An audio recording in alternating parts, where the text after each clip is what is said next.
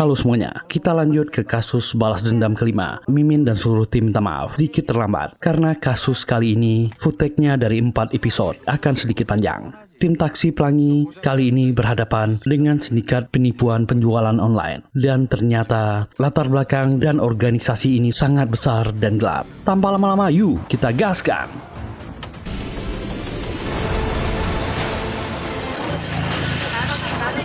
Seorang pria sibuk di pelelangan ikan. Dia memasukkan ikan ke dalam truk dan memeriksa. Dan ternyata ada tangan manusia di dalamnya.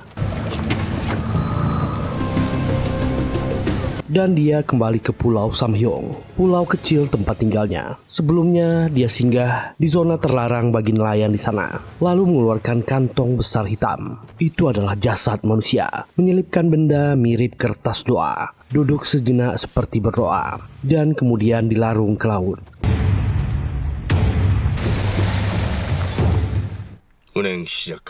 Sementara di tempat lain, Choi Kyung-ko mencoba masuk ke taksi mewah Gimdogi. Dan tiba-tiba ada sosok di sampingnya. Gadis itu adalah Maria, pengurus panti asuhan yang selalu dibantu Ketua Jang. Dia meminta bantuan mengajak Kyung-ko ke rumah sakit. Maria bercerita tentang adik angkatnya Dasom. Dasom ingin memberi hadiah untuk ayahnya yang baru kecelakaan agar kaki dan tangannya hangat. Dasom menabung dan membeli sarung tangan seharga $98. Tapi yang diterima justru batu bata. Anak ini tertipu. Kyung-ko sempat ingin mengganti uang Dasom, bahkan menggenapkannya menjadi $100. Maria menolak. Itu harus uang dari Dasom sendiri. Kyung-ko bertekad menemukan penipu itu. Dasom pun memujinya paman pahlawan. Gadis kecil itu meminta tolong temukan sarung tangan ayahnya. Kyung-ko meminta detail transaksinya. Dia berniat memberitahu tim untuk menolong, tapi semuanya tampak sibuk. Gimdogi kelelahan dan tertidur di mobil setelah perjalanan jauh. Dia tak tega membangunkannya. Kyung-ko memutuskan bergerak sendiri membawa taksi mewah itu.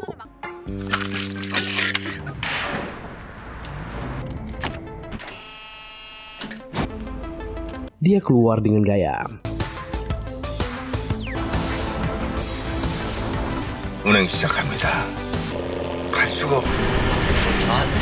Tapi asap petugas yang menyemprot nyamuk mengganggunya.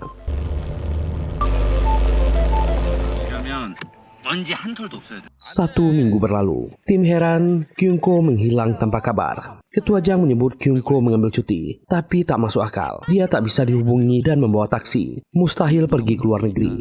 Mereka lelah, Gion meminta Dogi mentraktirnya kopi. Setelah keduanya pergi, Kyung-ko pun muncul. Dan Jin Yeon tiba-tiba memanggilnya. Dia menegur Kyung-ko yang menghilang, tapi penampilannya berantakan. Saat didesak, Kyung-ko menangis dan mengeluh uang $5.000 menghilang.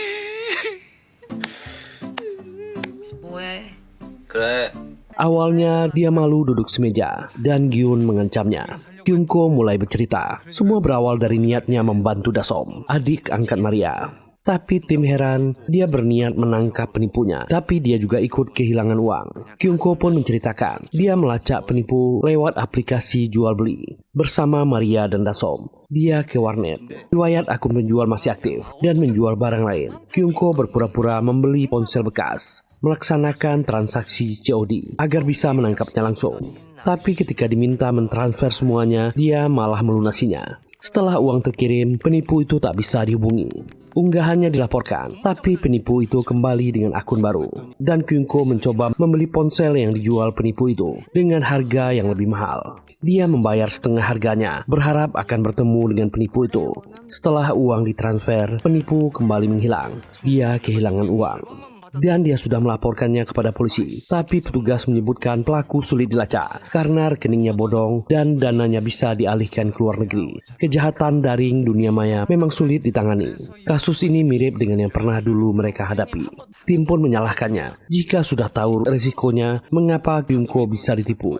Dogi menenangkan mereka. Mereka akan mengembalikan uang Dasom, sekaligus $5.000 milik Kyung-ko. Kyung-ko langsung menangis dan berterima kasih. Timnya mau membantu. Penyelidikan pun dimulai dari rekening hingga paket batu bata yang diterima Dasom. Langkah pertama, Mereka melacak alamat pengirim lewat resi paket. Dogi dan Gion mendatangi lokasinya, berada di lantai bawah, di kawasan yang sepi. Saat Gion mengintip dari jendela, dia panik dan memaksa masuk.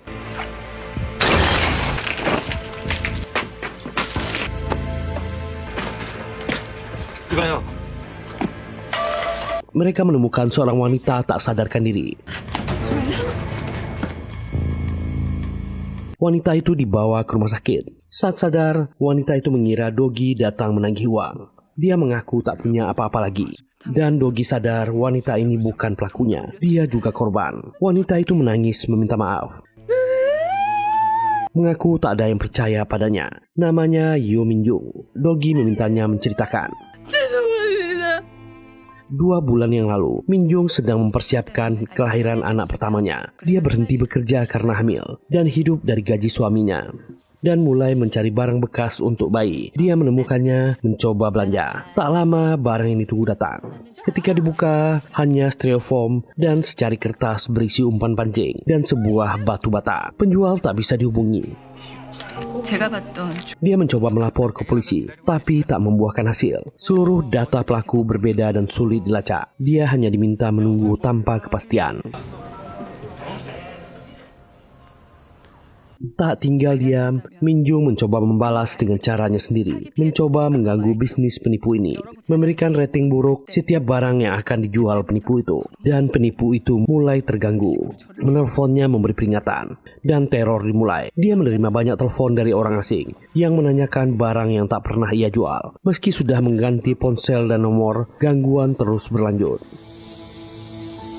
Suatu hari dia berada di lift bersama kurir makanan. Ternyata pesanan itu ke alamatnya. Dia dipaksa membayar meski tak memesan apapun. Dan berlanjut ketika orang-orang datang ke rumahnya. Menuduhnya menipu jual beli. Keributan pecah, reputasinya hancur di mata tetangga. Polisi memanggilnya. Minjung mencoba menjelaskan dia adalah korban, tapi petugas tak percaya dan dia diminta menunggu. Di aplikasi jual beli, Yo Minjung resmi dicap sebagai penipu. Data pribadi, alamat, suami, dan nomor teleponnya disebar. Ujaran kebencian mengalir tanpa henti. Suaminya pulang dalam kondisi tertekan oleh pekerjaan, dan dia sangat marah dengan apa yang dilakukan istrinya. Minjung mencoba ingin menjelaskan, tapi suaminya tak memberikan ruang. Yo Minjung hanya bisa menelan kesedihannya sendiri. Suatu hari Minjung memeriksakan kandungannya. Penipu itu kembali menelpon, padahal dia sudah berganti nomor. Penipu itu dengan sombong mengatakan Minjung tak bisa lari darinya, walaupun berganti nomor. Sebuah foto dikirim, dan ternyata itu adalah fotonya yang berada di klinik kandungan. Yo Minjung panik. Panggilannya tak diangkat lagi. Saat keluar dari klinik, Minjung merasa orang-orang memperhatikannya. Dan tak lama, dia kembali dipanggil ke kantor polisi. Yo Minjung menjelaskan dirinya diancam dan menunjukkan foto itu. Tapi kepolisian hanya memintanya mengisi surat pernyataan. Minjung bersikeras dirinya korban, tapi sikap polisi tak berubah. Semakin besar keputusasaan yang dia rasakan. Dia akhirnya pindah dari tempat tinggalnya. Sikap suaminya pun mulai berubah dan tak percaya padanya, bahkan meninggalkannya. Saat membereskan rumah baru, Minjung kembali menerima telepon dari si penipu dan berkata dia tak akan bisa lepas darinya. Minjung mencoba melawan. Panggilan itu adalah ancaman. Dia sudah merekamnya. Penipu itu justru mentertawakannya. Tak ada yang bisa melindunginya, termasuk polisi. Dan dia bisa menangkap Minjung kapan saja. Tak lama kemudian, apartemennya yang baru didatangi kembali banyak kurir makanan. Meminta bayaran. Minjung langsung menangis meminta ampun. Dia tak akan mengulangi lagi. Si penipu mengatakan ini akan berhenti jika dia mengirim 30 juta won ke rekening. Minjung tentu histeris karena dia tak punya uang. Dia cuma bisa menangis. Ketukan di pintu semakin keras. Tak tahan, Minjung keluar rumah menuju gerbang dan wanita ini pingsan.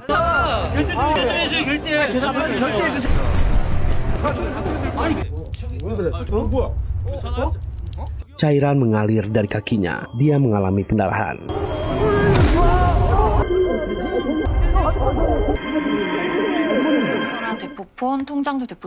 Setelah mendengar cerita itu, Dogi dan tim langsung membahas kasusnya. Gion memastikan akun penipu menggunakan identitas orang lain, ponsel sekali pakai, serta rekening bodong, dan semua datanya palsu. Kim Dogi menambahkan, satu-satunya yang asli adalah rekaman suara pelaku. Pelaku sudah berpengalaman dan melakukan kejahatan ini berulang kali. Batu bata dan plastik yang dikirim juga menunjukkan niat pelaku, mempermalukan dan menekan korban secara psikologis. Gion bertanya bagaimana cara menangkap orang ini. Dogi menyimpulkan mereka akan ke klinik tempat foto Minjung diambil.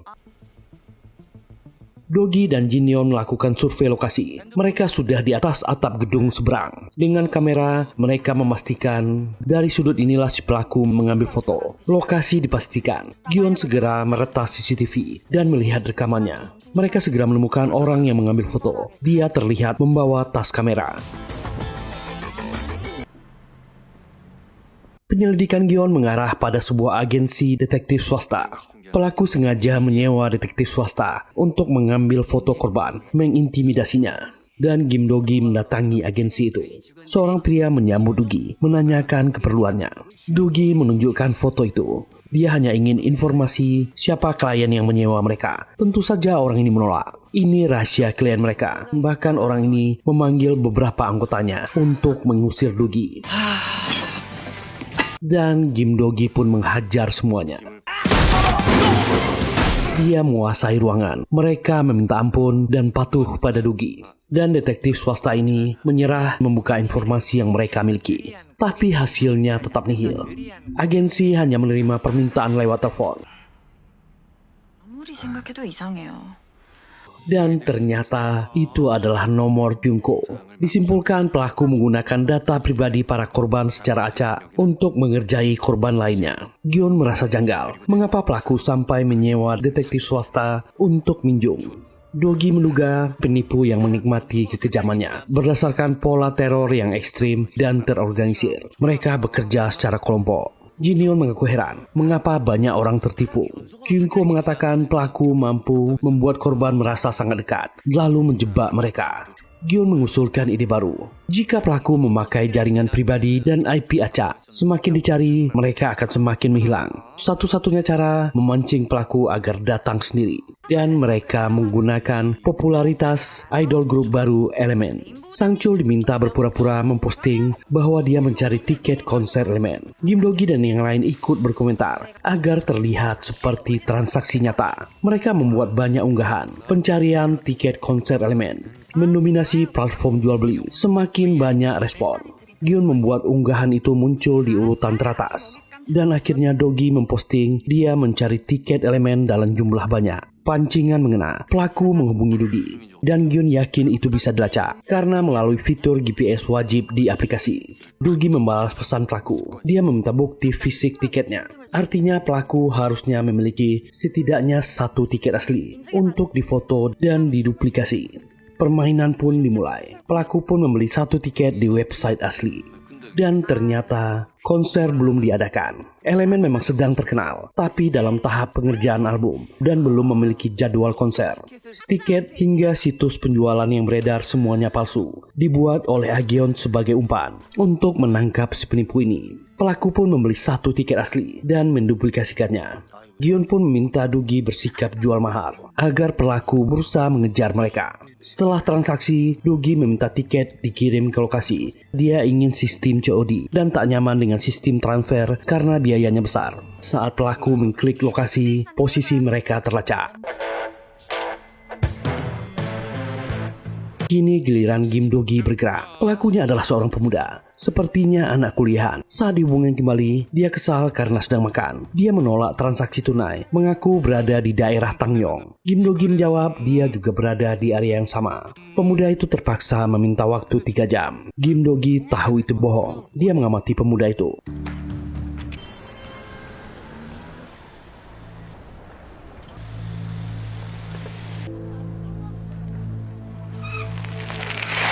Setelah makan, pemuda itu masuk ke classroom, sebuah ruang belajar yang disewakan untuk anak kuliahan. Kim Dogi pun ikut masuk, dan inilah kelompok mereka. Semua pelajar dan mahasiswa di sini dilibatkan untuk menipu. Pria ini meminta rekan perempuannya menelepon Dogi dengan alasan palsu penjual tiket mengalami kecelakaan. Mereka mentertawakan Dogi yang mereka kira berhasil ditipu. 무슨 상황인지 좀 물어봐야 되겠는데요. Pemuda ini keluar dan melihat sepedanya hilang. Dia sangat kesal. Taksi Dogi melintas. Tanpa curiga dia langsung naik. Sabuk pengaman dikunci otomatis makin erat. Pemuda ini ketakutan. Taksi pun melaju kencang. Pemuda ini dibawa ke sebuah ruangan gelap. Kepalanya ditutup, tangannya diikat, penutup dibuka. Dogi di depannya. Jinyon sedang pura-pura mengasah pisau penuh warna merah. Dogi menatapnya tajam. Pemuda itu tentu ketakutan, berteriak ia hanya pekerja paruh waktu. Choi Kyung-ko dengan tampilan premannya muncul. 그것도 살아있을 때의 얘기. 잘 안 쏠릴 것 같은데. Ketakutannya memuncak. Rekaman suara penipu yang mengancam Minjung diputar. Pemuda ini pun mengaku suara itu milik manajer umumnya. Tapi dia tak tahu identitas ataupun lokasi orang itu. Semua komunikasi dilakukan lewat telepon. Barang dikirim via kurir. Dan bayaran mereka ditransfer. Kyung-ko dan Jinyon langsung mengancam pemuda ini. Membuatnya berteriak ketakutan. 돈 되는 거 더 없나? Di tempat lain, inilah manajer umum kelompok penipuan ini. Dia sedang mengamati layar komputernya, melihat iklan anak anjing milik orang lain. Dia segera menjemputnya dan membawanya pulang, memasukkannya ke kandang. Fire in the hole. Lalu melempar mainan ke dalamnya, menembakkan peluru mainan, membuat anjing itu ketakutan. 저도 그게 이상했어요. Tim pun menyimpulkan, kasus ini adalah sindikat penipuan terorganisir. Ada banyak pekerja paruh waktu, sistem kerja rapi, manual khusus, bahkan suplai yang diatur. Menangkap pekerja saja tak cukup, target utama haruslah bosnya. Kyung-ko masih bersama si pemuda yang tertangkap. Kyung-ko sangat geram dengan pemuda ini. Tapi pemuda ini tak mengingatnya. Wajar karena terlalu banyak korban. Tapi Kyung-ko tak pernah lupa suara penipunya. Ponsel pemuda ini berbunyi. Inilah manajer umum yang bernama Kim Woo-jung. Dia menelpon. Curiga ada masalah. Pemuda ini gugup dan mengaku ingin resign karena mendapat tawaran ke luar negeri. Won-jung kesal. Dia keluar tanpa pemberitahuan. Bonusnya tak akan keluar. Lalu menutup telepon. Pemuda ini mengatakan lowongan baru pasti segera dibuka. Dan Kyung-ko meninggalkannya. Dan tak lama, Gion pun menerima notifikasi. Lowongan paruh waktu baru dirilis. Kyung-ko ingin melakukannya, tapi ditolak. Dia pasti ketahuan. Dan Gion pun yang maju. 기분이 좀 이상한데. Dia lalu menghubungi Kim Woo-jung untuk melamar. Woo-jung tengah menakuti anjing kecil yang diculiknya. Dan dia meminta foto verifikasi. Gion pun melakukan selfie. Woo-jung tertarik. Wawancara dilakukan lewat telepon. Gion jujur hanya ingin bekerja sementara hingga depositnya tercapai. Dia sedang butuh uang. Won-jung tak keberatan. Dia langsung diberi alamat. 지금 당장? Cafe Belajar Tyler. Di sanalah tempat penyewaan ruang bagi para pelajar, tapi dimanfaatkan untuk hal lain. Ah-gyun duduk di meja kosong dan mengatakan tujuannya. Seorang wanita datang membawa paket berisi manual. Manajer Won-jung kembali menelpon dan menjelaskan. Semua program ada di laptop. Dilarang copy paste. Hanya boleh screenshot. Deskripsi dibuat singkat. Saat ada panggilan, pekerja wajib memberitahu barang yang dimaksud. Jika bingung, Gion diminta belajar dari sekelilingnya. Permainan pun resmi dimulai. Orang-orang di sana sibuk dengan tugas masing-masing. Gion pun izin ke kamar mandi dan menghubungi Dogi. Memberitahu operasi akan dimulai. 그래서 거기로 가시죠? Saat kembali, Gion ditawari untuk bekerja di ruangan lain yang lebih tenang. Di sana dia melihat tumpukan tiket konser elemen yang gagal terjual. Seorang pekerja menjelaskan penjualnya mengalami kecelakaan. Gion menawarkan diri untuk menjualnya. Beri dia akses orang yang akan membeli. Dia pun langsung menghubungi Dogi, mengaku sebagai adik penjual tiket. Cerita berubah. Gion mengatakan kakaknya telah meninggal dan bertanya apa tiket masih dibutuhkan. Lalu menawarkan diskon. Dogi pun setuju. Nomor rekening dikirim. Gion merayu dengan tangisan palsunya. Dan tentu saja, ketua Jang mentransfer $7.000. Rekeningnya tentu ke nomor Gyun. Gyun berjanji mengirim tiket lewat pos, menutup panggilan dan tertawa. Yang lain kagum melihatnya. Anak baru ini cepat sekali belajar. Dan dia memberitahu manajer Wojung, lalu dipuji. Tapi ternyata uang penjualan justru masuk ke rekening pribadinya. Itu kesalahan disengaja. Wojung memintanya segera mentransfer ke rekening perusahaan. Dan tiba-tiba Gyun berkata dia ingin keluar dari pekerjaan ini, membuat Wonjung marah. Lalu menutup telepon. Saat dia pergi, laptop para pekerja terserang virus ransomware. Semua orang di sana panik, apalagi manajer Wojung. Dan notifikasi masuk, Gyun hanya mentransfer $30. Orang ini sangat marah, menelpon Gyun menuntut uang dikembalikan penuh. Gyun menolak, malah memprovokasinya dengan kata-kata kasar. Telepon ditutup, amarah orang ini tak bisa ditahan. Gyun pun menelpon Dogi, apakah umpan itu akan berhasil? Dogi yakin pria itu akan terpancing, mereka hanya perlu menunggu. 안 그러면 우리가 곤란해지겠죠. Manajer Wonjung tentu tak terima. Dia sudah tahu kemana gadis itu pergi dan mencoba mengerjai Gyun, memesan makanan dalam jumlah banyak. Tapi Gyun sangat santai. Para pengirim makanan datang.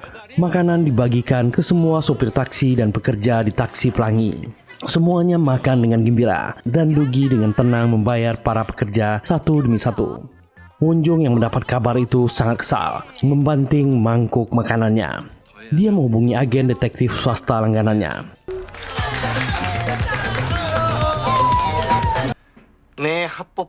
Dan kantor sudah dikuasai Kyungko.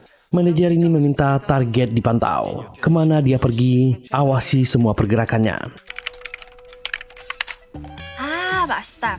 Dan ternyata Gyun menelpon dengan nomor baru, memberitahu pergantian nomornya, meminta unggahannya diperbarui. Manajer Wonjung makin kesal dengan gadis ini. Gyun terus bicara. Dia tahu data pribadinya sudah disebarkan. Dia justru senang. Ini publisitas gratis. Dia berencana untuk membuka usaha yang sama dengan manajer Wonjung. Orang ini makin murka, membanting ponsel dan kursinya, lalu mengancam Gyun. Gadis ini tak gentar. Dia menantang pria itu untuk datang. Dan yakin dirinya tak akan ditemukan. Akhirnya provokasi berhasil. Kim Wonjung bergegas pergi membawa stun gun listriknya. Lalu minta alamat pada detektif swasta yang disewanya. Dia ingin menyelesaikan semuanya secara langsung.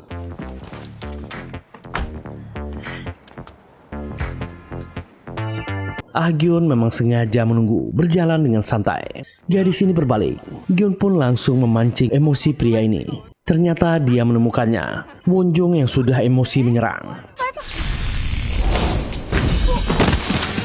Dengan gampang Gyun mengalahkannya. Gyun memaki dan mengejeknya. Orang ini akhirnya panik dan kabur. Kini giliran Kim Dogi yang bergerak. 수고했어요, 공씨. Dogi pun mengejar mobilnya hingga sampai ke rumahnya.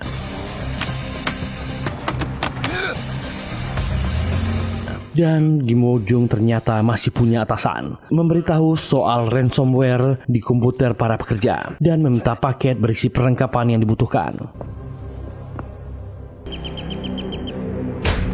Tak lama bel rumah berbunyi, mengira paket telah datang. Dia membuka pintu dan tumbang oleh pukulan Dogi. Dogi pun masuk rumah, melihat seekor anak anjing yang ketakutan, serta tumpukan barang dalam kardus yang memenuhi ruangan. Banyak replika senjata, perlengkapan bergaya militer, juga bermacam barang milik para korban. Dia juga menemukan sarung tangan milik Dasom. Jumlahnya banyak. Dogi segera memanggil Jinyeon dan Choi Kyung-ko untuk membantu. 아무래도 일손이 필요하겠는데요. Semua barang dikumpulkan untuk dikembalikan pada pemiliknya. Anjing kecil dibebaskan dari kurungan, dikembalikan ke pemilik aslinya. Manajer Kim Woo-jung mendekam di dalam kurungan kecil itu. Saat pria ini sadar, rumahnya telah kosong. Semua bukti dan barang curian sudah diambil. Dia harus berhadapan dengan Dogi. Kim Woo-jung mengangkat tangan, meminta gencatan senjata. Dia menawarkan uang agar Dogi mengampuninya. Dogi tahu dia sudah tak punya apapun untuk membayar. Kim Woo-jung memohon. Dia menawarkan Dogi bergabung. Bisnis ini menghasilkan banyak uang. Mereka hanya hanya perlu menyediakan bibit, sementara pengelola di atas akan mengatur semuanya. Dia berjanji akan memperkenalkan Dugi pada para profesional. Dugi heran melihat sikap Wojung. Dia tak ada penyesalan sama sekali. Harusnya dia merasa bersalah pada para korban. Orang ini membujuk ada 3 kesempatan besar dalam hidup, dan ini adalah satu kesempatan buat Dugi. Tiba-tiba terdengar bel rumah. Kim Wojung antusias. Dia mengatakan baru saja memesan paket tambahan. Dia yakin Dugi akan melihatnya, berjanji tak akan kabur. Pria itu segera mengambil paket di depan rumah dan membawanya ke dalam. Dia lalu membuka kotaknya, sebuah kotak lain yang terus tersusun rapi. Kim Dogi mendengar suara tak asing dari dalamnya. Dia langsung curiga dan menghentikan Kim Wojung. Tapi terlambat, pemicunya aktif dan ledakan terjadi.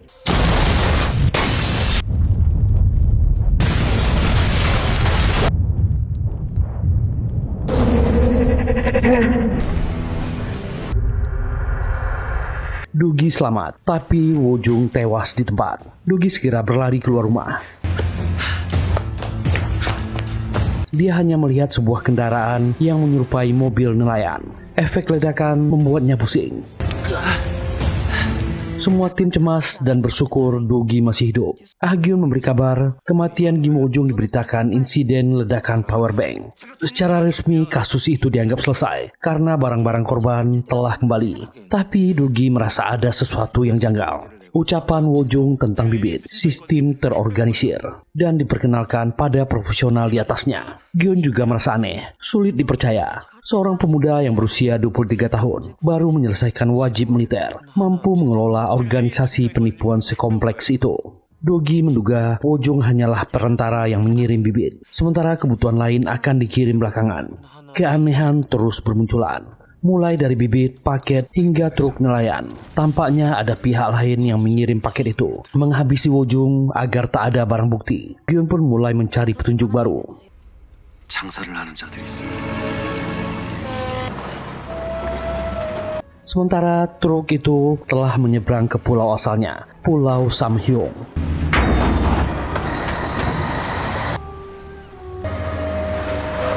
Setiap kendaraan yang keluar masuk pulau harus melewati pos polisi. Truk sempat dihentikan. Pengemudinya sempat berbincang dengan polisi dan dibiarkan pergi. Dan setelahnya, orang ini berhenti di kawasan terlarang, membawa sebuah kantong hitam besar, menyelipkan selembar kertas bertuliskan doa, menutupnya melarungkan kantong mayat itu ke laut.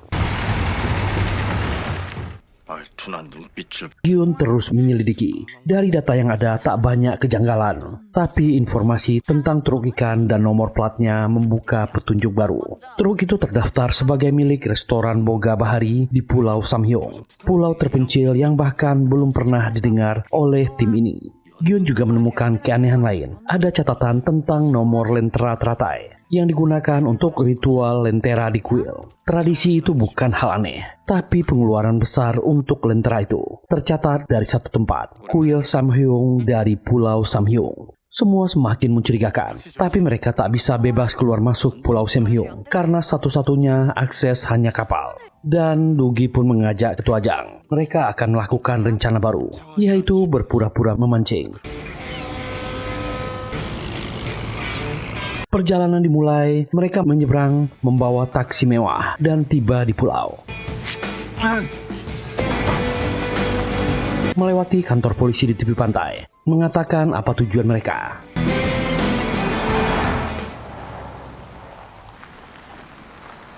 Lalu menuju satu-satunya penginapan di pulau. Tempat itu kosong dan terkunci. Saat Kim Dogi membuka jendela loket,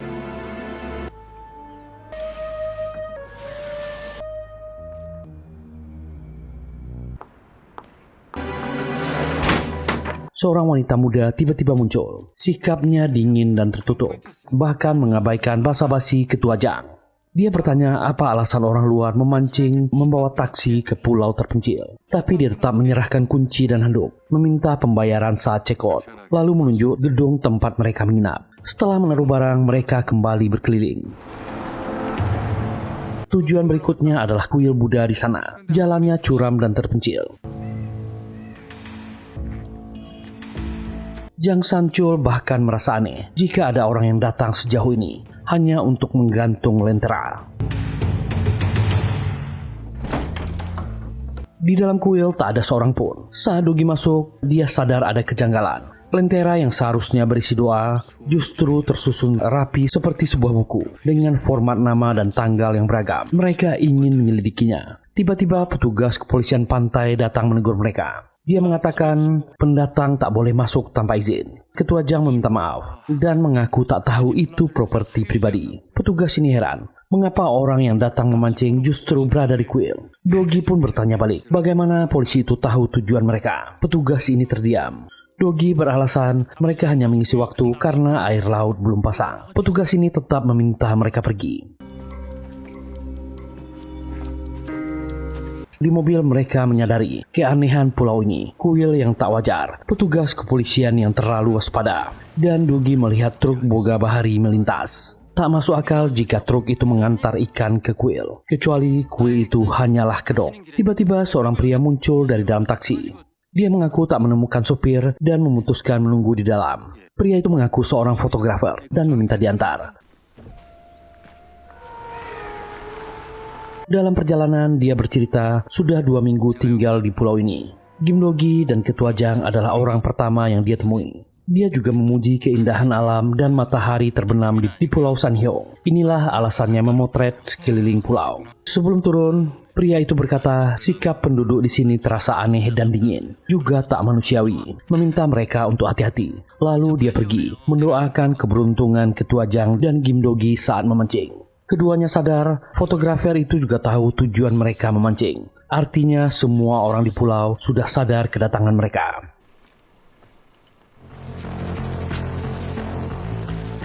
Malam pun tiba, mereka sampai di penginapan. Gedung gelap dan terkunci. Kim Dogi menuju loket melihat kunci tergantung di loker. Dia lalu mengambilnya. Dia dan Ketua Jang membahas situasi aneh ini. Ketua Jang sepakat lentera teratai di kuil lebih mirip buku besar pencatatan. Untuk apa gunanya disusun seperti itu? Mereka memutuskan akan kembali ke kuil besok hari untuk menemui kepala biksu. Saat akan masuk ke penginapan, Ketua Jang menghentikan Dogi. Ada jejak warna merah menetes dari luar hingga ke dalam gedung.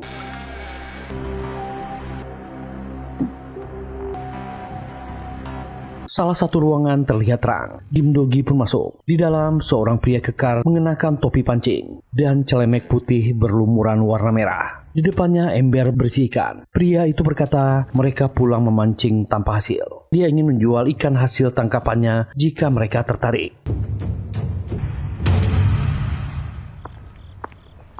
Ketua Jang melaporkan kejadian itu ke pemilik penginapan. Tapi wanita ini bersama beberapa warga lokal justru membela pria tadi. Itu tak ada masalah. Protes Ketua Jang diabaikan. Wanita pemilik penginapan lalu masuk kembali ke dalam bersama warga. Tak ingin ribut, Dogi menarik Ketua Jang pergi. Keduanya mulai merasa justru mereka yang sedang diincar. Di perjalanan, Dogi sempat memperhatikan sesuatu, tapi itu bergerak cepat di balik gelap. Esok harinya mereka memancing di tepi laut. Dogi menghubungi Gion, dan Gion melaporkan identitas Kim Wojung. Dia berusia 23 tahun, pernah ke Kamboja saat usia 19, dan kembali setahun setengah kemudian. Gion menemukan fakta lain. Wojung pernah dipenjara dan satu sel dengan orang bernama Lee Gi-hyun, pemimpin sindikat penipuan perkebunan di Kamboja. Orang itu terkenal sebagai kriminal yang membangun operasi terstruktur. Ketua Jang juga melihat kapal dan fotografer kemarin meninggalkan pulau menuju daratan. Gion diminta mengikuti mereka dan sebuah mobil juga mengikuti dari belakang. Situasi dirasa aman. Dogi ditugaskan untuk memeriksa kuil, sementara Ketua Jang tetap memancing.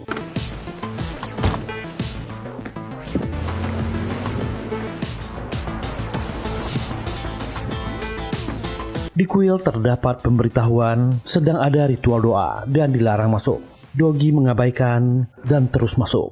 Di aula, dia menemukan banyak ponsel, foto, dan data pribadi. Sebuah layar besar menyala, menampilkan seluruh sudut pulau. Aula doa itu adalah pusat pemantauan CCTV. Dia juga menemukan buku saku manual karyawan, sama seperti milik para penipu di Seoul. Dogi melihat foto 5 orang dan sebuah pena dengan cetakan Asosiasi Alumni Auditor dan Pelatihan Yudisial.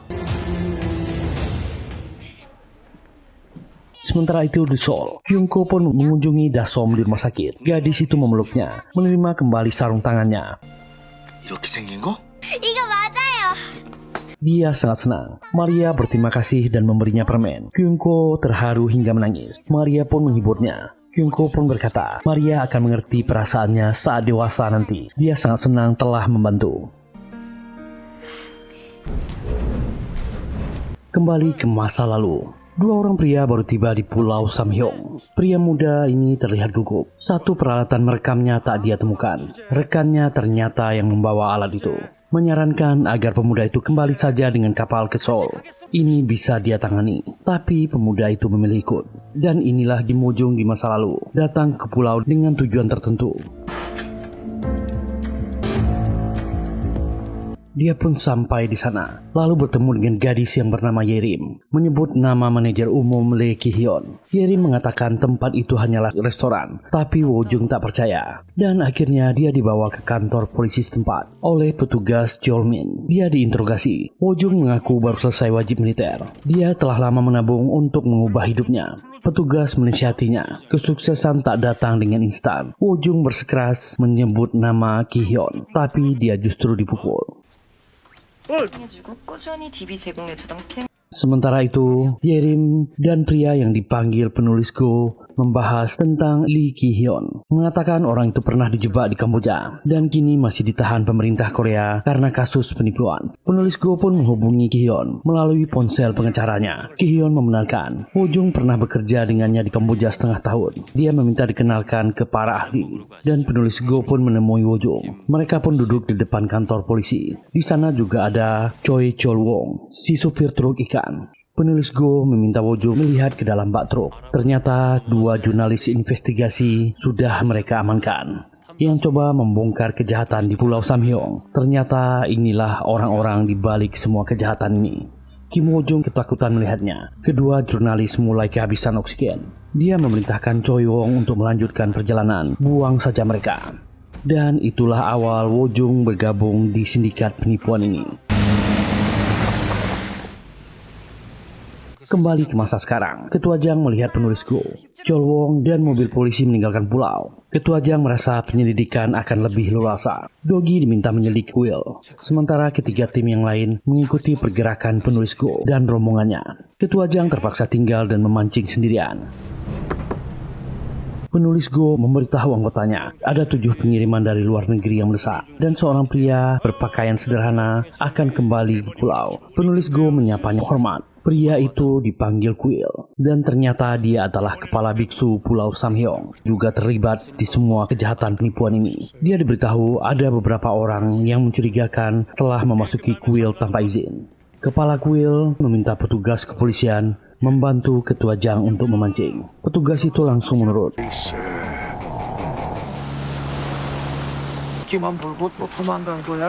Ketua Jang sedang asik memancing. Dia kaget saat perahu petugas mendekat. Polisi itu menanyakan di mana rekannya, menawarkan spot ikan yang lebih bagus. Awalnya Ketua Jang menolak, tapi dia dipaksa pindah perahu. Kim Dogi pun sampai di kuil. Kyungko dan Jinyeon menunggu target di pelabuhan. Ah-gyun tak lama datang dengan motor. Setelah target berpencar, Ah-gyun mengikuti truk ikan. Choi Kyungko dan Jinyeon mengikuti penulis Go. Penulis Go menuju pusat rehabilitas. Jinyeon pun diam-diam masuk dan ikut sesi konseling yang diadakan penulis Go. Orang ini bahkan bicara di forum itu. Sementara truk ikan menuju pusat ikan di arah laut barat. Ah-gyun mengamati dari luar. Di dalam tempat itu dipenuhi pekerja. Chol Wong sebagai koordinator. Kardus yang dibawanya sama dengan paket kerja yang diterima Gyun untuk melakukan penipuan di Seoul. Chol Wong pun membagikan 7 tiket pesawat ke luar negeri sesuai instruksi atasannya. Gyun pun sadar apa yang terjadi.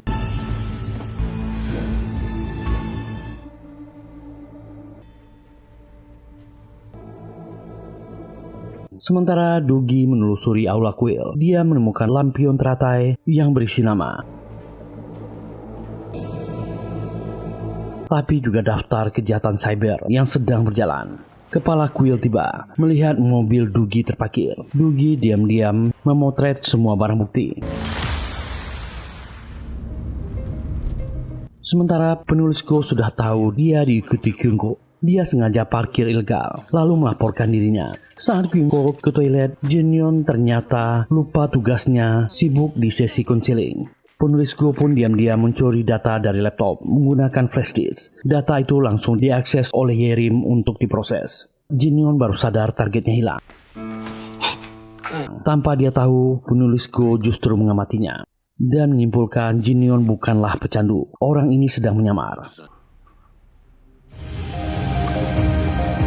Di pulau, petugas Cholmin kembali ke daratan sendirian.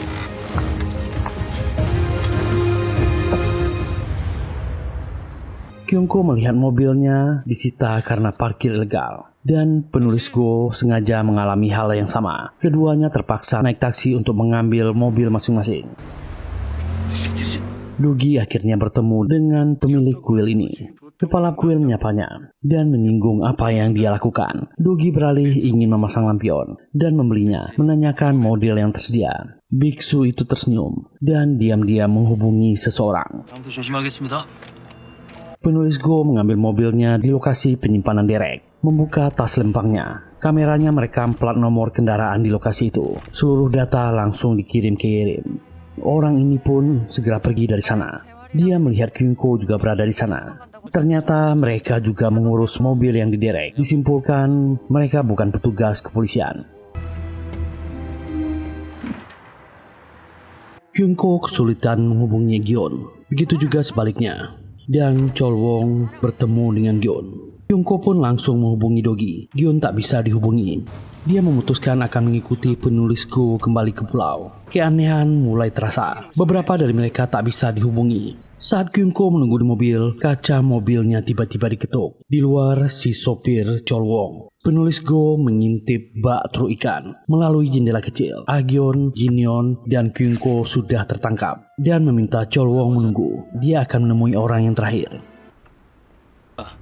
기다리고 있어요. 여긴 연등 단다고 하면 Dan ternyata Dugi juga telah tertangkap oleh orang yang bernama Gim. Dia diduga memasuki properti pribadi. Gim menanyakan tujuan Dogi ke Pulau Samhyong. Dogi tetap pada jawabannya. Dia hanya ingin membeli lentera dan memasangnya. Kepala kuil juga berada di sana. Dan Gim menerima telepon. Di tepi laut, si sopir Cholwong berdoa di depan 3 kantong besar. Salah satu di dalamnya masih bicara. Dia kembali disuntik bius. 공실 Karena tak mendapatkan bukti, Dogi akhirnya dilepaskan kedua orang ini. Di luar, Dogi mencoba menghubungi Gyeon. Penulis Go pun muncul dan mengatakan rekan-rekannya kemungkinan besar tak bisa dihubungi lagi. 드시죠. Dia mengajak Dogi untuk makan lebih dulu. Keduanya pun bicara. Penulis Go menjelaskan, Dogi bisa memilih. Dia bisa bertemu rekan-rekannya atau justru dibawa menemui mereka. Penulis Go ingin Dogi menjawab pertanyaannya. Mengapa Dogi dan rekan-rekannya mengikutinya? Dogi hanya menjawab singkat, itu hanya sebuah perintah. Penulis Go bertanya dari mana Dogi tahu tentang Pulau Samhyong dan menyelidiki tentang lentera itu. Dogi masih mencoba memanipulasi orang ini, mengaku mendapat cerita dari Wojong tentang modal awal dan keuntungan besar. Dia sangat tertarik mendengarnya. Cerita itu terputus karena tiba-tiba Wojong menghilang. Penulis Go berkata dia akan mempertimbangkannya, meminta Dogi bercerita tentang masa lalunya. Ini adalah kisah-kisah sebelumnya yang terjadi di season 1 dan season 2 Taxi Driver. Dogi pernah menjadi guru SMA, lalu berhenti karena murid-muridnya tak menghormatinya. Lalu dia kembali bekerja ke perusahaan web, tapi bosnya tewas dalam ledakan. Setelah itu dia mencoba bisnis ponsel ilegal. Berakhir ditangkap jaksa. Merasa hidupnya tak beruntung. Dogi juga sempat menjadi dukun, penjaga klub malam, bahkan pernah masuk penjara sebentar. Penulis Go menyimpulkan, mustahil Gim Dogi berakhir sebagai supir. Itu kisah yang tak masuk akal. Ternyata Yerim sudah mencari informasi tentang Dogi. Semua ceritanya benar. Penulis Go menilainya, kesalahan Dogi adalah tak punya rasa kepemilikan, hanya bekerja untuk orang lain. Jika dia tak begitu, hidupnya pasti berbeda. Kecurigaannya tentang Dogi sudah mulai menghilang. Kim Dogi menuang minuman, mengajaknya bersulang. Mereka sebenarnya di satu perahu dan bisa menjadi rekan kejahatan. Penulis Go mengatakan rekan-rekannya ada di tempat tinggalnya. Kalau data tentang dirinya tak benar tadi, dia dan teman-temannya pasti sudah meninggal. Setelahnya Dogi segera menemui Ketua Jang dan yang lain. Untunglah keempatnya tak jadi dilarung ke laut. Mereka semua selamat, tapi nyaris dibuang ke laut hidup-hidup. Jika itu terjadi, jasad mereka tak akan pernah ditemukan. Dan ternyata ada satu orang yang bersembunyi di sana. Seorang pria berkacamata muncul. Pria itu meminta maaf karena telah mengejutkan mereka. Pria itu memperkenalkan dirinya, bernama Bong, seorang reporter. Bong mengajak mereka ke tempat persembunyiannya, satu-satunya area di pulau yang bebas CCTV. Dia sudah bersembunyi di sana selama 6 bulan. Bong pun memperlihatkan barang bukti dan temuannya. Setiap orang yang datang ke Pulau Samhyong hanya punya 2 pilihan, bergabung dengan kelompok kejahatan yang dipimpin kepala kuil dan penulis Go, atau dihanyutkan ke laut dengan perahu kayu. Tim Rainbow termasuk golongan kedua yang berhasil selamat. Dulu dia datang bersama seniornya, hanya dia yang bertahan hidup. Bong menjelaskan tujuannya di pulau itu, menyelidiki mantan narapidana cyber internasional yang baru bebas. Dia diduga datang ke pulau ini dari luar negeri, membangun sebuah jaringan. Kesimpulannya ada pihak yang melindungi kejahatan di Pulau Samhyong agar terus berjalan. Kim Dogi juga mengatakan temuannya, pena bertuliskan Asosiasi Alumni Auditor Lembaga. Menyimpulkan ada jaksa yang melindungi komplotan di pulau ini. Mereka memahami hukum dari dalam dan tahu batas aman kejahatan mereka. Reporter Bong tak menduga dalangnya seorang jaksa dan mengatakan kantornya pernah digeledah, perusahaannya diaudit, direktur utama dipenjara. Seniornya bahkan memintanya mundur sebelum datang ke pulau ini. Bong merasa hancur, tapi dia melihat harapan pada Kim Dogi dan timnya. Dia bersedia membantu mereka demi seniornya yang telah gugur.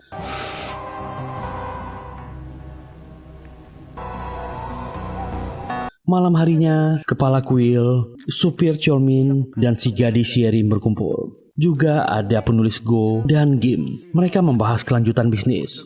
Yerim melaporkan banyak staf berpengalaman akan keluar tahun depan. Tapi mereka bisa menambah 2 cabang lagi. Dan mereka membahas Dogi dan rekan-rekannya. Kepala kuil sebenarnya tak terlalu percaya dengan perusahaan taksi Dogi dan rekan-rekannya. Dia punya firasat buruk, terutama pada Ketua Jang. Yerim menegaskan latar belakang mereka bersih. Kepala biksu tetap merasa ada sesuatu yang salah. Esok harinya, kepala kuil bertemu dengan Dogi. Bertanya berapa modal awalnya. Dogi menjawab hanya $2 juta. Tapi itu bukan miliknya, melainkan milik direktur perusahaan taksi. Biksu ini percaya, tapi meminta bukti fisik. Dogi menolak halus. Dia meminta bisnisnya dijelaskan dulu. Kepala kuil memaksa. Ini perintah penulis Go. Bisnis mereka pembayaran di muka adalah syarat mutlak. Teleponnya berbunyi. Kim Dogi mengatakan akan menerima telepon dan mencari caranya. Sambil melirik CCTV, Dogi berpura-pura menelpon Gyun karena tahu sedang diawasi. Dia bicara keras soal uang. Berkata seolah pihak pulau tak percaya dengan mereka. Gyun awalnya bingung, tapi dia sadar juga dipantau CCTV. Gyun pun menjalankan sandiwara itu. Berkata uangnya aman, mereka akan ikut bisnis ini. Semua percakapan itu dipantau penulis Go lewat ruang CCTV. Penulis Go mengajak Dogi ikut dengannya ke dermaga. Ada 3 klien baru yang akan datang. Dia boleh melihat presentasi dulu. Kim Dogi pun setuju. Ketua Jang dan tim berusaha menghindari CCTV. Mereka masuk ke mobil, tapi laptop Gyun tertinggal. Kyungko menerima SMS dan hampir membukanya. Gyun segera mencegahnya, itu tipuan. Di dalam mobil penulis Go, untuk presentasi dengan klien baru yang akan datang, Dogi boleh ikut mendengar penyabaran bisnis. Dogi menyinggung lemahnya sistem keamanan pulau mereka. Penulis Go membantahnya. Dia menjelaskan klien mereka mayoritas mantan narapidana. Dan keamanan pulau ini tak seburuk dugaan Dogi. Para klien selalu kembali membawa pelanggan baru. Tak pernah ada laporan ke polisi. Dan sekarang saatnya dia meminta Dogi untuk jujur. Memberi isyarat pada si sopir Cholwong untuk siaga di belakang. Menyerang Dogi jika jawabannya salah. Penulis Go berkata, semua orang yang pernah terlibat dengan Dogi berakhir menghilang atau tewas. Dan dia bertanya mengapa hanya Dogi yang selamat. Dogi terdiam dan dia balik bertanya, apakah dia takut padanya. Semua orang punya masa lalu kelam, tapi tetap dibantu oleh penulis Go. Dogi menegaskan, dia telah berjuang keras dan datang ke pulau ini untuk membalikkan nasib, bukan untuk dihakimi. Penulis Go tertawa, dia meminta maaf dan akan mencoba percaya pada Dogi. Tak lama kapal bersandar. Penulis Go menyambut klien lamanya. Inilah bandar judi dari Kamboja yang bernama Lee Ki-hyun. Datang bersama 2 mantan teman selnya. Mereka juga tertarik bisnis di pulau ini. Penulis Go memperkenalkan Dogi. Dia tahu bisnis ini dari Wojong. Dan mereka menuju aula kuis untuk presentasi bisnis. Presentasi bisnis dimulai. Ki-hyun mendengarkannya. Yerim dan penulis Go memulai presentasi. Bisnis apa yang cocok dijalankannya? Ki-hyun datang dengan modal $1 juta. Dia ingin membuka situs judi ilegal. Tapi Yerim menilai uang itu belum cukup. Dia menjelaskan bisnis yang bernama Ping, yang hanya butuh 1 komputer. Sedangkan kalau situs judi memerlukan studio siaran, lokasi kasino, pusat panggilan, sewanya tinggi dan perlindungan petugas kepolisian. Itu jauh di luar jangkauan modalnya. Kim Dogi merekam seluruh proses melalui kacamatanya. Orang ini kecewa, tapi penulis Go menyarankan agar mengumpulkan modal lebih dulu dan menjamin bisnis Ping bisa digunakan untuk mencari modal ke bisnis selanjutnya. Dan 2 rekan Ki-hyun ternyata tak membawa uang, membuat Ki-hyun kecewa. Kedua orang ini minta bisnis dijalankan dulu, mereka akan membayar jika lebih untung. Bahkan mereka dengan berani mengancam penulis Go dan Yerim, membocorkan kegiatan ilegal di sini. Petugas kepolisian pasti senang mendengarnya. Penulis Go dan Yerim segera menutup layar dan laptop dan meminta mereka berdua silahkan merokok sebat di luar. Mereka akan memikirkan tawaran keduanya. Keduanya merasa senang. 제일 많이 벌 수 있는 걸로. Dengan pede berjalan keluar. 뭐고? Tak lama terdengar teriakan. Kim Dogi menemukan keduanya dieksekusi oleh Chol Wong.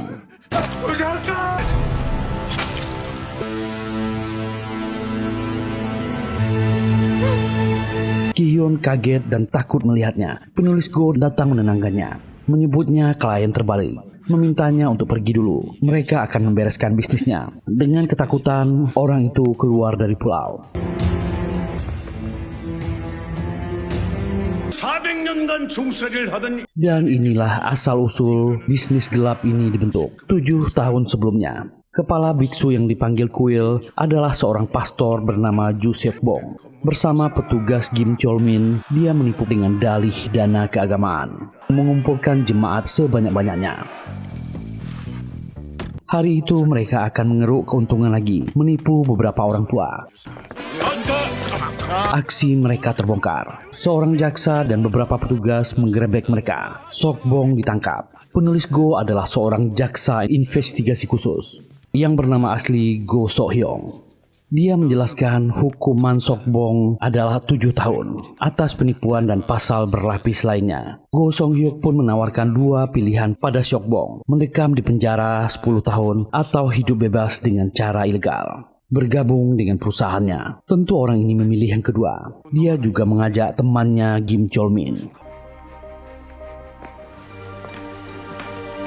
Jaksa Go masuk ke sebuah ruangan interogasi, menemui seorang pakar pejudi ulung dari Abgujong. Inilah Yerim di masa lalu, seorang gadis berbakat yang sangat pintar mengatur algoritma judi dan sangat ahli membuat situs gelap. Jaksa Go mengatakan hukumannya 15 tahun penjara, tak terelakkan, tapi dia menawarkan jalan keluar, bergabung dalam perusahaan yang akan dibuatnya. Gadis ini sempat curiga, mempertanyakan moral sang jaksa. Go mengatakan dia bosan menegakkan hukum. Dia ingin melakukan sesuatu yang seru untuk mencari uang. Gadis itu akhirnya setuju. Yerim pun bergabung.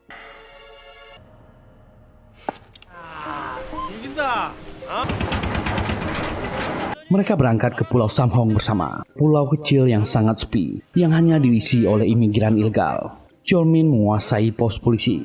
Jaksa Go menyamar menjadi fotografer dan jurnalis, menghapus identitas lamanya. Dikenal sebagai penulis Go. Semuanya berfoto bersama.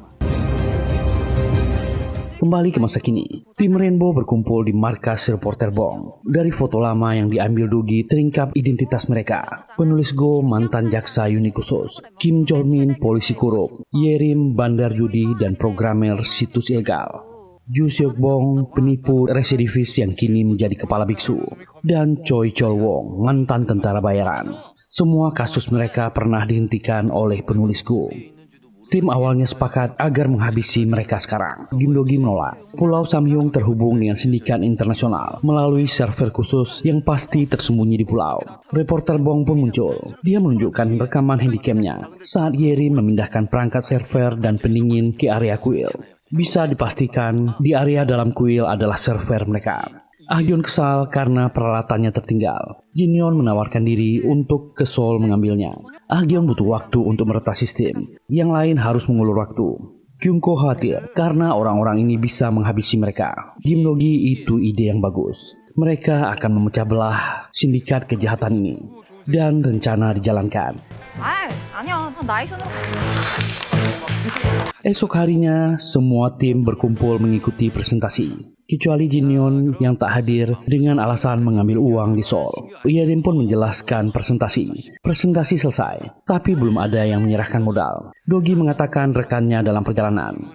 Ada 2 jenis usaha. Jalankan bisnis pink selama 2 tahun sebelum beralih ke situs judi gelap. Penulis Go mengatakan akan memberikan diskon 10%. Dogi dan Gyun tampak puas. Kyungko juga setuju dengan bisnis ini. Tapi Ketua Jang bersandiwara menolak dan ingin langsung membuat situs. Karena dialah yang punya uangnya. Perdebatan memanas. Mereka semua bertengkar. Pak Kuil menegur mereka. Sebaiknya mereka makan lebih dulu.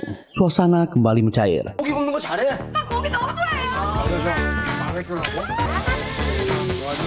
Saat makan, Dogi dan Gyun terlihat mesra. Ketua Jang pura-pura pergi dari sana. Dogi pun bicara 4 mata dengan penulis Go. Dia meminta satu hal sebelum dimulai. Singkirkan Jang Sang-chul. Dia muak karena CEO itu selalu mengatur. Padahal semua ini terjadi berkat dirinya. Dialah yang membawanya ke sini. Penulis Go kaget dengan permintaannya. 한 500살은 넘은 것 같은데. Sementara Ketua Jang menemui kepala biksu. Dia meminta Kim Dogi disingkirkan. Dia mengaku muak karena Dogi merasa tahu segalanya. Padahal seluruh uang berasal darinya. Jang Sang-chul menawarkan bayaran besar. Kepala biksu heran melihat orang-orang ini. 저랑 잠깐 얘기 좀.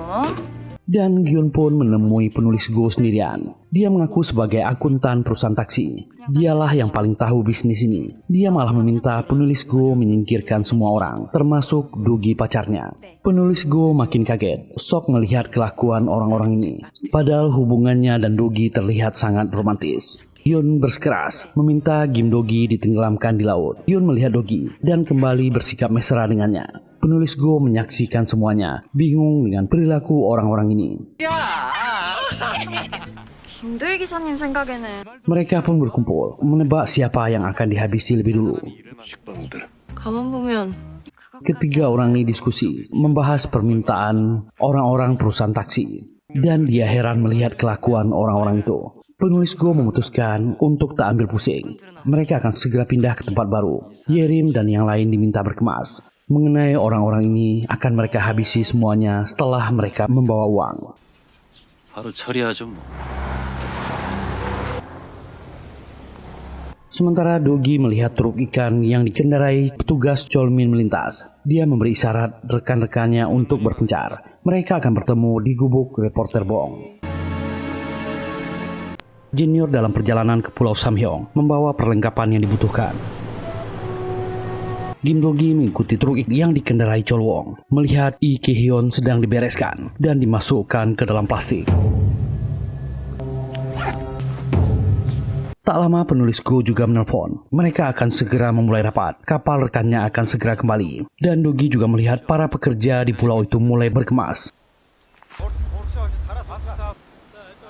Orang-orang ini akan pindah. Mereka punya waktu yang sedikit. Kim Dogi segera menemui timnya, memastikan dugaan Gyun benar. Lee Ki-hyun telah disingkirkan. Kemungkinan target berikutnya adalah mereka. Dogi bertanya berapa waktu yang dibutuhkan Gyun. Gyun menjawab dia butuh waktu 30 sampai 40 menit. Kim Do-gi punya rencana. Dia langsung menyiapkan tas, seakan-akan berisi uang, meminta yang lain juga bergerak mengulur waktu selama mungkin. Dia segera menelpon penulis Go untuk menunda rapat. Ada sesuatu yang penting yang akan dia bicarakan. Jang Sang-chul juga bergerak, mengajak kepala kuil untuk bicara empat mata di restoran gukbap milik Yerim.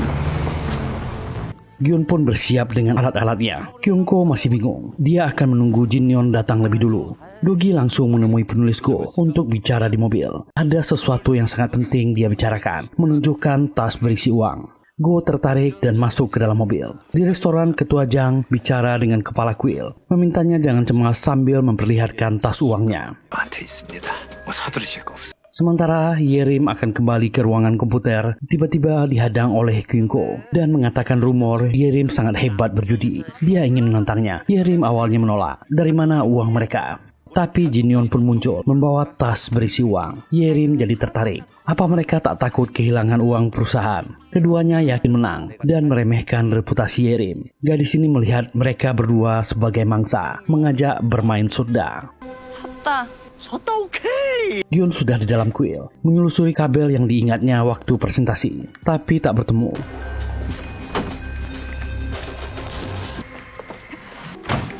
Dan Gyun berpindah ke ruangan kepala kuil.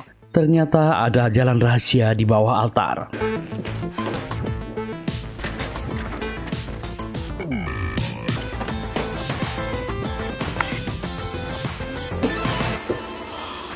Gyun pun masuk ke sana dan mulai bekerja, meretas sistem keamanan yang berlapis. Dalam perjalanan, Do-gi berpura-pura berubah pikiran. Dia membatalkan permintaannya menghabisi Ketua Jang, justru meminta Gyun disingkirkan dengan alasan yang sepele. Dia takut pacarnya berselingkuh. Penulis Go tentu kesal apa maksud orang ini. 피곤할 때 이거 먹으면 좋은데. Dan perjudian sudah berlangsung. Yerim tentu menang. Dia hampir menghabiskan uang kedua orang ini. Kyungko memperhatikan cara Yerim membagi kartu. Kyungko tentu sangat ahli bermain soda. Yerim tiba-tiba akan pergi setelah menang. Jin Yeon menahannya. Dia belum kalah, mempertaruhkan seluruh uangnya. Yerim tentu semangat dan kembali bermain. Dan kali ini Kyungko yang membagi kartu. Di bawah kuil, Yeon sudah 2 kali gagal menembus firewall dan usaha terakhirnya berhasil.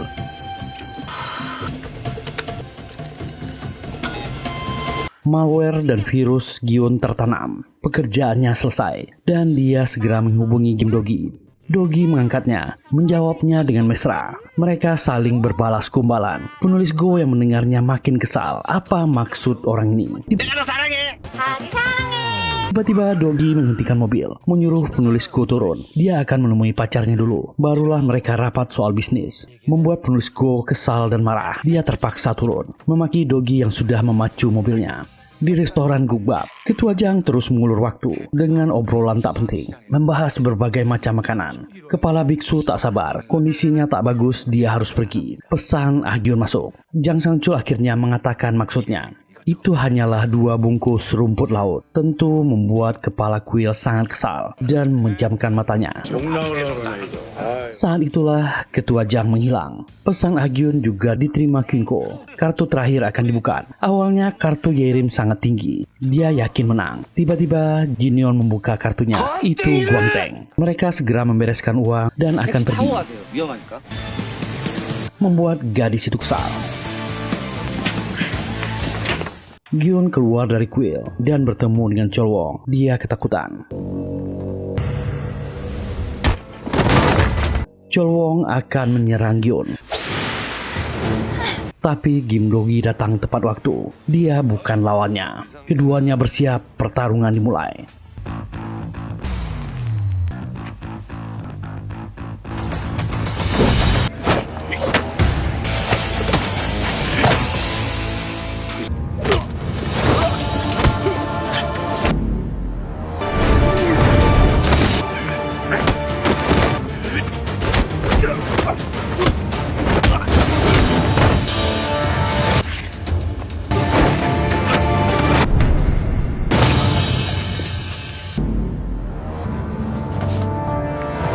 Cholwong tumbang dengan suntik biusnya sendiri. Keduanya segera bergegas pergi. Penulis Go sampai di kuil. Kepala biksu tak ada dimanapun. Mereka bertemu di depan restoran Gukbap. Kepala kuil mengeluhkan ketua Jang yang menghabiskan waktunya. Penulis Go mulai curiga, ada yang tak beres. Dia menemukan Yerim di tepi laut dan pesan masuk di ponselnya. Seluruh pesan spam dan virus sudah dikirim ke semua klien mereka. Penulis Go panik. Dia langsung menuju ruangan server.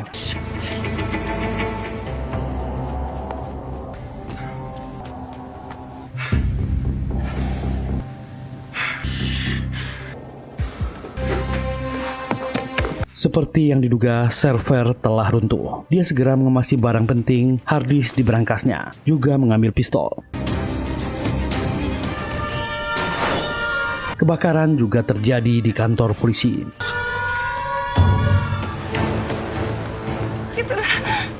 Yeri menemukan laptop data pentingnya sudah basah dan karyawannya terikat.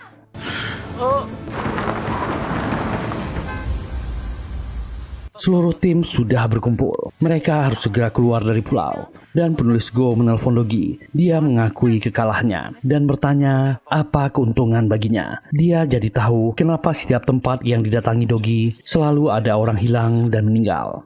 Gim Dogi pun menjawab, dia hanya peduli dengan para ibu yang sedang mencari hadiah untuk bayinya. Juga dengan anak kecil yang menabung selama 1 tahun. Tapi mereka tipu.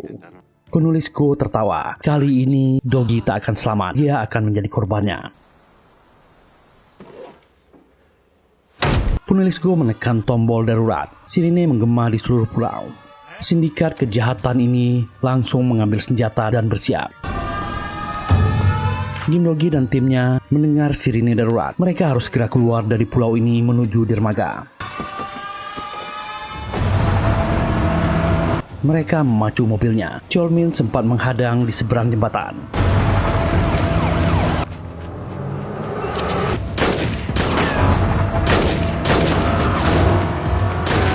Dogi menghantamnya.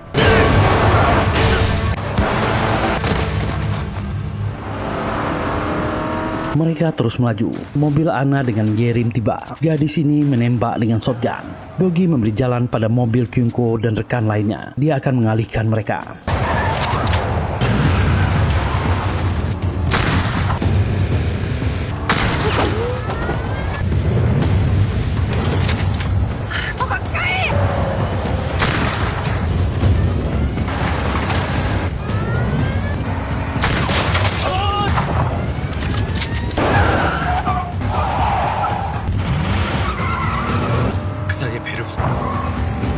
Yerim kesal, taksi Gim Dogi anti peluru.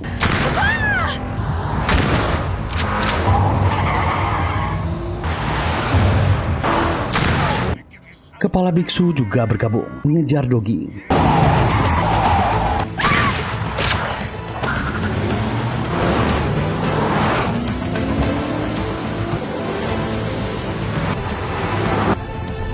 Truk Cholwong dan penulis Go ikut mengejar.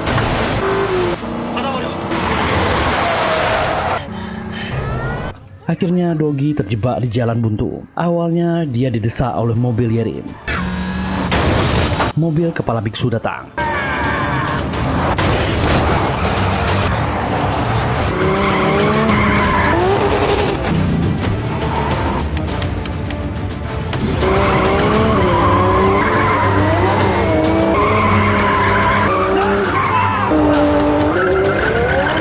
Akhirnya truk ikan ikut bergabung.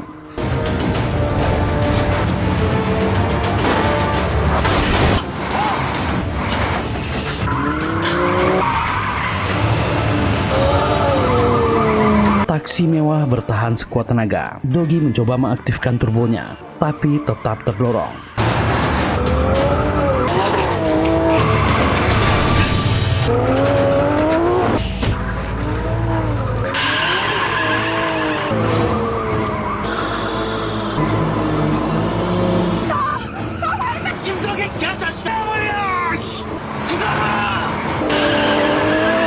Posisinya makin terjepit.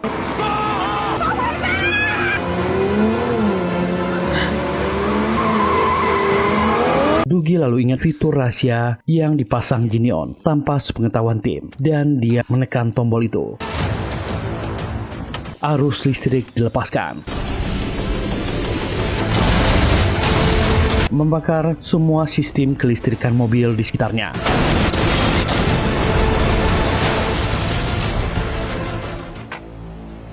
Dogi keluar dari mobil, melihat semua sindikat kejahatan ini sudah meninggal. Timnya datang ke sana, bertanya apa Dogi baik-baik saja. Jinyeon lega fitur darurat yang dia pasang berhasil menyelamatkannya. Kyungko bingung melihat mobil hangus. Jinyeon menjelaskan pelepasan daya listrik lalu melepaskan energi secara bersamaan, membuat mobil itu terpanggang. Taksi mewah tak bisa lagi digunakan.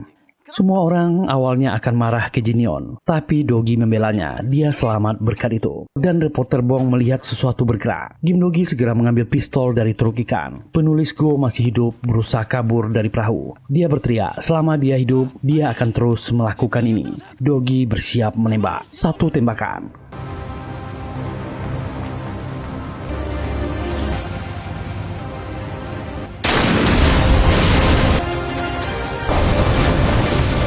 Perahu meledak dan otak kejahatan penipuan ini meninggal.